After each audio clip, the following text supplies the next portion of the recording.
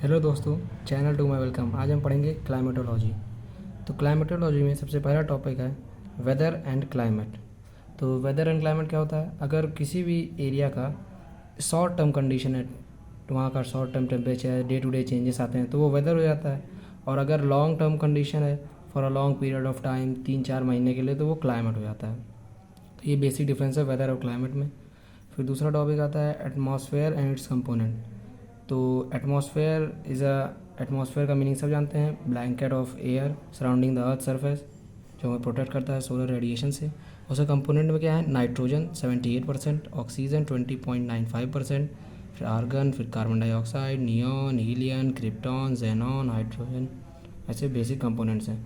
About 99% हमारे अर्थ का total mass, atmosphere का जो टोटल एटमॉस्फेयर है वो लोअर 32 किलोमीटर में, मीन्स एक तरह से ट्रोपोस्फेयर में ही प्रेजेंट है। अबाउट 99% वाटर वेपर और greenhouse gas up to 16 kilometre, because ये सब डेंसर होते हैं। डेंसर पार्टिकल नीचे ही रह जाते हैं अर्थ सर्फेस के, ऊपर नहीं जा पाते हैं। नाइट्रोजन का रिक्वायरमेंट क्या होता है? ये ऑर्गेनिक मॉलिक्यूल के फॉर्मेशन में काम आता है, डीएनए आरएनए बनाने में। ये ऑक्सीजन की तरह केमिकली इन्वॉल्व नहीं, एक्टिवली केमिकली इन्वॉल्व नहीं होता है, क्योंकि जो ऐसा ऑक्सीजन को हम देखते हैं कि वो बहुत सारे कंपाउंड के साथ वो जो ऑक्साइड्स बना लेता है, और उस तरह से ये एक्टिवली केमिकली नहीं होता है nitrogen. Dust particle hygroscopic nuclei का काम करता है। हाइग्रोस्कोपिक न्यूक्लियाई का मतलब है कि ऐसा पार्टिकल जो वाटर को अट्रैक्ट करे, इसलिए डस्ट पार्टिकल जो होता है वो हाइग्रोस्कोपिक न्यूक्लियाई का काम करता है, क्योंकि इसके आसपास वाटर कलेक्ट हो जाते हैं और क्लाउड फॉर्मेशन में बहुत ज़्यादा हेल्प होता है। Originating from arid region and volcanoes से डस्ट पार्टिकल आता है। हायर कंसनट्रेशन डस्ट पार्टिकल का हमें सब ट्रॉपिकल और टेम्परेट रीजन में दिखेगा, क्योंकि वहाँ पर ड्राई विंड मूव करते हैं then as compare to equatorial और पोलर रीजन में, क्योंकि यहाँ पर ह्यूमिडिटी ज़्यादा होती है। इक्वेटोरियल पोलर रीजन में रेनफॉल भी ज़्यादा होता है, तो यहाँ पर ड्राई विंड नहीं मूव करते हैं उतने एज कम्पेयर टू सब tropical region. Variation in climatic condition वो डिफरेंट फैक्टर्स की वजह से होता है। फर्स्ट टाइम CO2 जैसे जैसे टाइम के साथ इंक्रीज़ कर रहा है, तो हमें ग्लोबल वार्मिंग देखने को मिल रहा है, ओजोन लेयर डिप्लीट हो रहा है। एल्टीट्यूड के साथ साथ टेम्परेचर घटता जाता है, वो अप्रॉक्स 1 डिग्री सेल्सियस हमेशा घटता है, 165 मीटर ऊपर जाते हैं नॉर्मली देखा जाए तो, अगर ये और सारे फैक्टर को छोड़ दिया जाए तो। लैटिट्यूड, अगर हम लैटिट्यूड में पोल से इक्वेटर से पोल की तरफ जाएं तो टेम्परेचर घटता जाता है, जैसे कि इक्वेटर पे टेम्परेचर ज़्यादा होता है, इक्वेटर फिर ट्रॉपिकल फिर पोलर रीजन में और ठंड पड़ने लगता है, तो धीरे धीरे टेम्परेचर घटता है। और जैसे ही हम इक्वेटर से पोल की तरफ जाते हैं तो वाटर वेपर का कंसनट्रेशन भी घटने लगता है। स्ट्रक्चर ऑफ एटमॉस्फेयर, इसमें उन्होंने देखा था कि ट्रोपोस्फेयर पे मेंस 2022 में क्वेश्चन भी आया था। तो एटमॉस्फेयर अप्रॉक्सीमेटली 64,000 किलोमीटर का टोटल है, अगर पूरा सारे लेयर को मिला लीजिए ट्रोपोस से एक्सोस तक। तो इसमें एक होमोस्फेयर, मतलब मेनली होमोस्फेयर आता है, और दूसरा एक्सोस्फेयर आता है। होमोस्फेयर आता है और दूसरा हेट्रोस्फेयर आता है। तो होमोस्फेयर में सारे गैसेज यूनिफॉर्मली मिक्सड हैं, एंड हेट्रोस्फेयर में सारे गैसेज सेपरेटेड है डिफरेंट लेयर में। जैसे कि इसमें देख सकते हैं आप, ये अर्थ का सरफेस है, उसके बाद 80 किलोमीटर तक होमोस्फेयर है, उसके बाहर हेट्रोस्फेयर है। तो होमोस्फेयर में हमारा थर्मोस्फेयर, स्ट्रेटोस्फेयर, मीजोस्फेयर आ जाता है। इसमें सेपरेशन है, मतलब इसमें सारे गैसेज मिक्स हैं, सब अलग अलग नहीं हैं। और उसके ऊपर जब ये हम होमोस्फेयर से बाहर जाएंगे तो हेट्रोस्फेयर आता है। हेट्रोस्फेयर में थर्मोस्फेयर, एक्सोस्फेयर। थर्मोस्फेयर में आइनोस्फेयर भी आता है, और एक्सोस्फेयर में मैग्नेटोस्फेयर भी आता है। आइनोस्फेयर जहाँ पर आयंस प्रेजेंट होता है, अभी आगे हम देखेंगे, और एक्सोस्फेयर में मैग्नेटिक फील्ड्स होती हैं। तो यहाँ पर क्या होता है, लेयर्स बाय लेयर्स डिवाइड होता है कि ऑक्सीजन का लेयर, हीलियम का लेयर, हाइड्रोजन का लेयर, डिफरेंट लेयर्स है।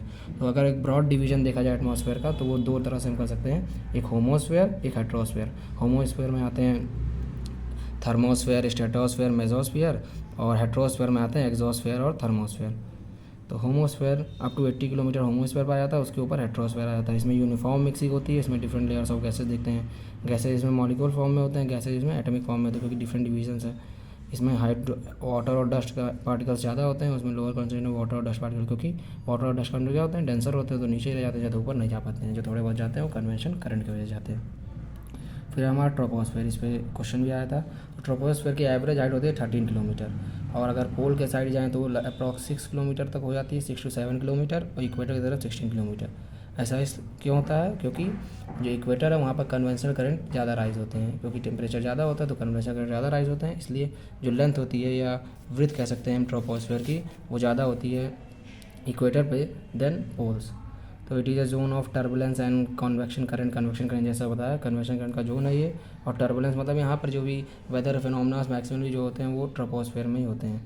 ट्रोपोपॉज क्या होता है? Boundary between troposphere and stratosphere. तो जितने भी पॉज हम पढ़ेंगे, पॉज इस मीन जो पहले वाले का बाउंड्री है वो दोनों लोहे के बीच में था। Where temperature start increases it is inversion layer. और जहाँ पर टेम्परेचर अगर घट रहा हो फिर अचानक से बढ़ने लगता है तो उसे हम इन्वर्जन लेयर कहते हैं। द एयर टेम्परेचर ट्रोपोपॉज पे -80 डिग्री होता है इक्वेटर पे और -45 डिग्री होता है पोल पे, क्योंकि जो ट्रोपोपॉज है वो इक्वेटर पे बहुत ऊपर होता है, क्योंकि कन्वेंशन करंट की वजह से देख सकते हैं हम इक्वेटर पे 16 किलोमीटर, तो जितना ऊपर जाकर टेम्परेचर घट जाता है तो वो -80 डिग्री हो जाता है और पोल्स पे -45 डिग्री हो जाता है।